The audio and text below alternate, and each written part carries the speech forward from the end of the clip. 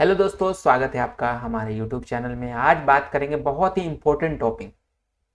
जो टॉपिक है कि आपके घर में अगर एक गुड़िया है, एक लक्ष्मी है, यानी कि आपकी एक प्यारी सी बेटी है, तो सबकी ये चिंता होती है कि उनके लिए कुछ एक ऐसे जगह पे इन्वेस्ट करें जहाँ पे जब उनकी शादी की टाइम आए या उनके आगे पढ़ाई के टाइम आए तो हमें किसी के सामने हाथ फैलाने की जरूरत ना पड़े। क्योंकि बेटी का ब्याह जो होता है ना, बेटी की शादी जो होती है, बहुत इंपॉर्टेंट होता है किसी भी इंसान के लिए, किसी भी फैमिली के लिए। तो उनके लिए आप लोग हमेशा सोचते हैं कि चलो लड़का है तो इसके लिए तो सोच लेंगे, लेकिन लड़की के लिए पहले से सोचना बहुत जरूरी होता है। उनके लिए लोग परेशान रहते हैं किस फंड में कहाँ पैसा जमा करें जिसकी ज़्यादा से ज़्यादा हमें रिटर्न मिल पाए।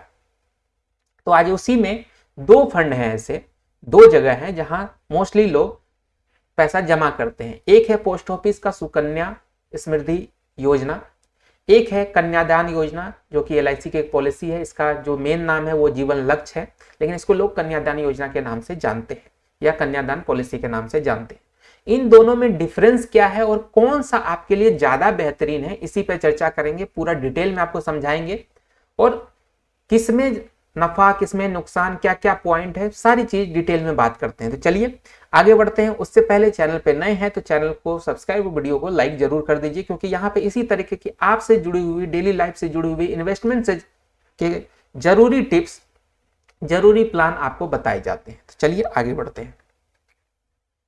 दो प्लान है, सुकन्या समृद्धि योजना, दूसरा कन्यादान योजना जो कि LIC की तरफ से है। एक पोस्ट ऑफिस की तरफ से, एक LIC की तरफ से, दोनों को मैंने यहाँ पे रख लिया है। अब बात करते हैं प्रीमियम की। जो पेमेंट का टर्म होता है, कितने साल के लिए कर सकते हैं, कैसे कैसे ये फ्लो होता है। देखिए, अगर आप सुकन्या योजना में करते हैं यानी पोस्ट ऑफिस के योजना में करते हैं तो यहाँ पे फिक्स होता है कि जो आपका प्रीमियम पेमेंट होगा वो होगा 14 साल, यानी 14 साल तक आपको पैसे जमा करने हैं। ठीक है। और आपका जो मैच्योरिटी होगा पॉलिसी का वो 21 साल में होगा, ये फिक्स है यहाँ पे। लेकिन अगर हम लोग बात करें यही LIC की, तो यहाँ आपके हैंड में है कि आप कितने टाइम के लिए पॉलिसी ले रहे हैं। अगर आप यहाँ पे एक फिक्स दिया हुआ है कि 13 से 25 साल के बीच में आप कितने भी साल का आप ले सकते हैं, 13 का भी ले सकते हैं, 14 का भी, और 25 तक, मैक्स टू मैक्स 25 तक आप ले सकते हैं प्रीमियम। अब पॉलिसी टर्म आपका हो गया 13 से 25। अब इसमें आपको जो पॉलिसी जमा करना है यानी प्रीमियम जमा करना है, वो जितना का आप पॉलिसी लेते हैं उसमें से 3 साल कम कर दीजिए, उतना टाइम ही आपको पैसा जमा करना है, प्रीमियम जमा करना है। यानी अगर आप 13 साल के लिए पॉलिसी लेते हैं तो आपको 10 साल ही जमा करना होगा। अगर आप 15 के लिए लेते हैं तो 12 साल जमा करना होगा। अगर आप 25 के लिए लेते हैं तो 22 साल ही आपको पैसे जमा करने होंगे। लेकिन यहाँ जो है सुकन्या योजना में यानी भारतीय डाक की योजना में, पोस्ट ऑफिस योजना में, यहाँ पे फिक्स है 14 साल पैसे जमा करना और मैच्योरिटी आपको 21 साल में होगी। चलिए, अब ये हो गई प्रीमियम की बात। अब आगे बढ़ते हैं, दूसरे पॉइंट पे चलते हैं जो कि है कौन कौन करवा सकता है। देखिए, सुकन्या योजना जो है, जो भारतीय डाक की योजना है, ये सिर्फ और सिर्फ गर्ल्स चाइल्ड यानी आपकी बेटियों के लिए ही है, गुड़िया के लिए ही ये प्लान है और उन्हीं के नाम से ये चीजें होती है। ठीक है। इसमें आप अपने बेटे के लिए नहीं कुछ करवा सकते और ये सिर्फ और सिर्फ बेटियों के लिए ही योजना है। यही चीज कन्यादान योजना की बात करें, जीवन लक्ष्य की, जो कि LIC की तरफ से है, इसमें आप जो पॉलिसी होती है वो सिर्फ कहने को होता है कि बच्चियों के लिए है, यानी कि आपके बच्चों के लिए है, लेकिन ये जो पॉलिसी रियलिटी में होती है या आपके नाम से होगी। ठीक है। और उसके फायदे भी बताऊंगा कि आपके नाम से होने का क्या क्या फायदा है। ये पॉलिसी किसी बच्चे के नाम से नहीं होती, ये आपके नाम से होती है पॉलिसी। ठीक है। अब चलिए तीसरे पॉइंट पे चलते हैं, मैक्सिमम एज कितना होना चाहिए।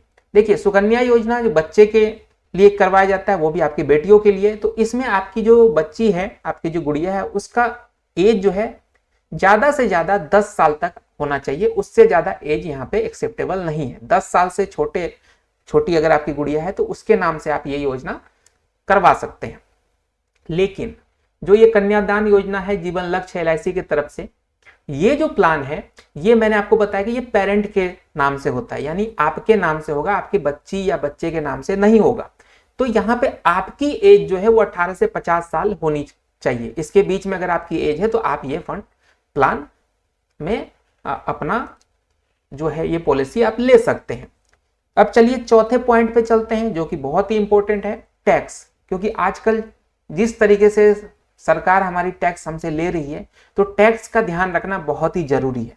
तो देखिए दोनों जो योजना है ये बच्चियों के लिए यानी कि आपके फ्यूचर को देखते हुए LIC प्लान है, लाइफ इंश्योरेंस प्लान है, इसीलिए यहाँ पे जो मैच्योरिटी पे जो अमाउंट आपको मिलेगा चाहे वो 20 लाख हो, 25 लाख हो, 30 लाख हो, उस पे किसी प्रकार का कोई टैक्स गवर्नमेंट आपसे नहीं लेगी। दोनों योजना में ये बराबर है, चाहे आप सुकन्या में कराइए चाहे LIC का कन्यादान योजना में कराइए, आपको किसी प्रकार का कोई टैक्स देने की जरूरत नहीं पड़ेगी मैच्योरिटी अमाउंट पे। पांचवा जो पॉइंट है कि ब्याज कितना मिलेगा। मान लीजिए आप जो पैसे जमा कर रहे हैं दोनों में, उसमें ब्याज कितना मिलेगा। सबसे पहले सुकन्या योजना की बात करें तो देखिए इसमें जो पैसा आप जमा करेंगे उसका कोई फिक्स ब्याज रेट, इंटरेस्ट रेट नहीं है। क्यों नहीं है? क्योंकि सरकार हर साल कुछ ना कुछ ब्याज में कटौती और बढ़ोतरी करती रहती है। जब से ये सुकन्या योजना स्टार्ट हुई थी, अगर उसकी बात करें तो ये योजना जब स्टार्ट हुई तो 9.1 का आपको ब्याज मिल रहा था, लोगों को मिल रहा था। लेकिन होता क्या है कि ब्याज धीरे धीरे घट रहा है, इसमें अभी 7.5-8% तक पहुंच गया है घटते घटते। तो यहाँ पे कोई फिक्स नहीं है कि आपको इतना इंटरेस्ट मिलेगा ही मिलेगा, क्योंकि ये गवर्नमेंट के रूल के अकॉर्डिंग डिपेंड करता है। हो सकता है कि फ्यूचर में और कोई चीज हो जाए, सरकारी फंड है, इंटरेस्ट रेट घटा दे तो यहाँ पे आपको जो रिटर्न है वो भी कम होगा। ऐसा कोई फिक्स रिटर्न भी आपको नहीं है कि आपने इतने पैसे जमा किए तो इतना मिल ही जाएगा, क्योंकि इसमें इंटरेस्ट फ्लक्चुएट कर रहा है गवर्नमेंट के रूल्स के अकॉर्डिंग। हर साल गवर्नमेंट अपने ब्याज दर घटा रही है, चेंज कर रही है, कभी कभी तो साल में 2 बार भी चेंज कर लेती है। तो यहाँ पे चीजें थोड़ी सी ऊपर नीचे हो रही है। वही बात करें LIC की तो यहाँ पे जो रिटर्न है वो फिक्स हो जाता है।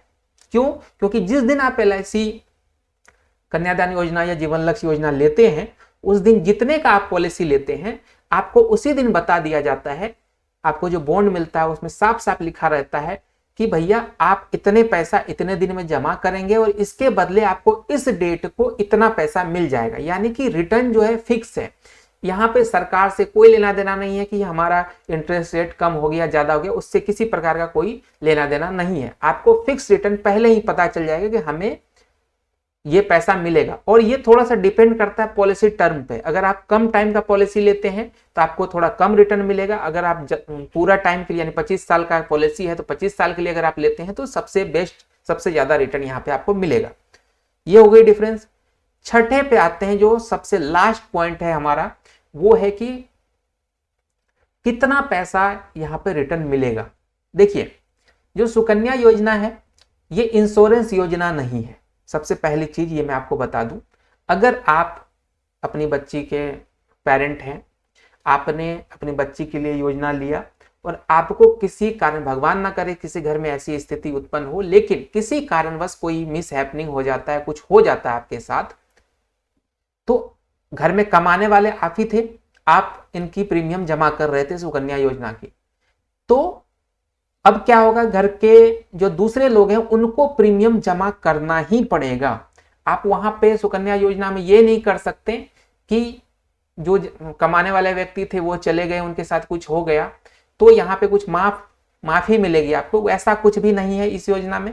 इसमें आपको पैसा, जो आपका पैसा जमा करने का तरीका था उसी तरीके से आपको हर महीने या हर साल आपको जो जमा कर रहे थे वो आपको जमा करना होगा, तभी जाके आपको पूरा 21 साल पे आपको पूरा पैसा मिलेगा।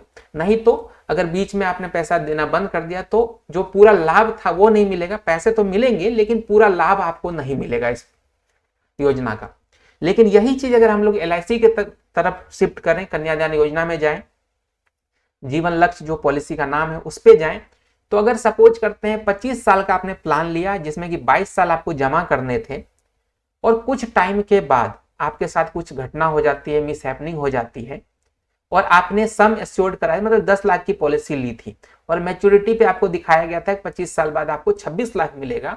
तो होता क्या कि आपने पॉलिसी स्टार्ट किया और आपके साथ कुछ घटना हो जाती है। जिस दिन ये घटना होती है उसके बाद जो है जितने भी प्रीमियम बाकी रहेंगे वो प्रीमियम आपके फैमिली मेंबर को देने की जरूरत नहीं पड़ेगी। वो जो प्रीमियम है वो आपकी माफ हो जाएगी, लेकिन जिस दिन का टाइम आपको दिया गया था मैच्योरिटी की, उस दिन आपके फैमिली मेंबर को जो नॉमिनी होगा उसको 26 लाख रुपए जो प्लान था, जिस तरीके से कि 10 लाख जमा करेंगे 26 लाख मिलेगा, मैं एग्जांपल दे रहा हूं, इतना पैसा आपको मिल जाएगा विदाउट प्रीमियम दिए हुए, अगर आपके साथ कोई घटना हो जाती है तो। साथ साथ इसमें एक फायदा और ये भी है कि मान लीजिए जिस दिन, सपोज करते हैं कि आपको 22 साल जमा करना था, 5 साल आपने प्रीमियम दिया और आपके साथ कुछ हो गया, तो बचे हुए 17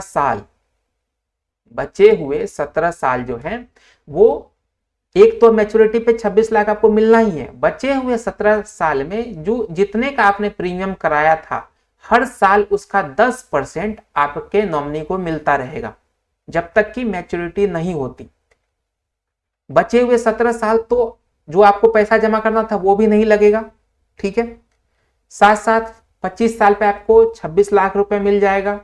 साथ साथ 17 साल नहीं, जो ये 3 साल है इसमें भी, यानी कि जब तक मैच्योरिटी नहीं होती तब तक आपको हर साल 10% सम एश्योर का मिलेगा। यानी देखा जाए तो अगर हम लोग बात करें इस एग्जाम्पल को, तो यहां पे आपने 5 साल पैसे जमा किए, तो जो 17 साल का पैसा था वो आपके फैमिली को नहीं देना पड़ेगा, ये फ्री हो गया।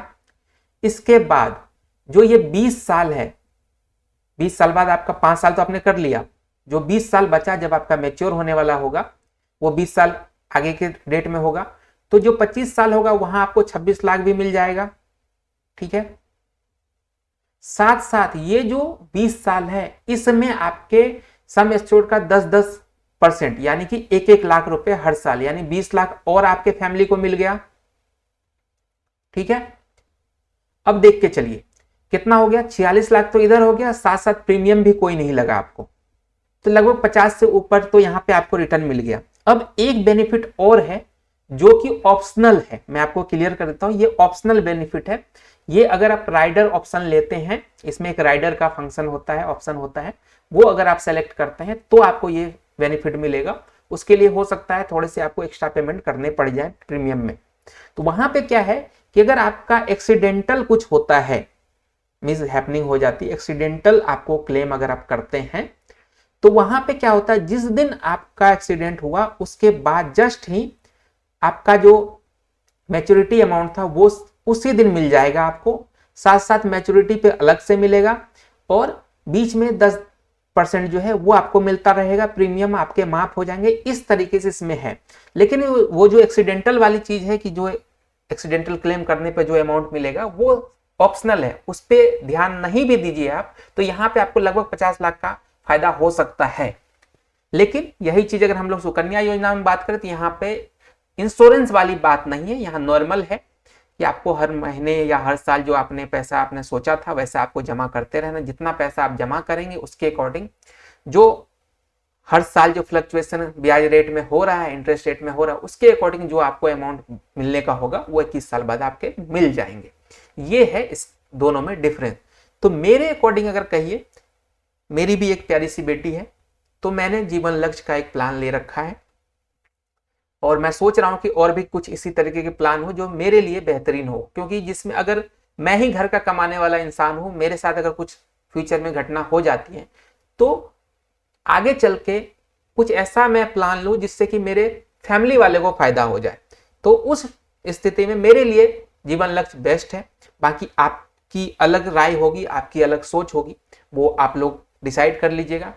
मैंने दोनों का कंपेयर करके आपको बता दिया। अब आप बताइए कि आपको कौन सा ज्यादा सही लग रहा है और आपने अगर अभी तक इन्वेस्ट किया हुआ है तो किस किस में किया हुआ जरूर बताइएगा। मिलते हैं एक नई वीडियो में इसी तरीके की, और तब तक के लिए चैनल को सब्सक्राइब, वीडियो को लाइक कर दें। इसी तरीके से स्वस्थ रहें, मस्त रहें और मुस्कुराते रहें। साथ साथ हमारे चैनल को सब्सक्राइब, वीडियो को लाइक करते रहें।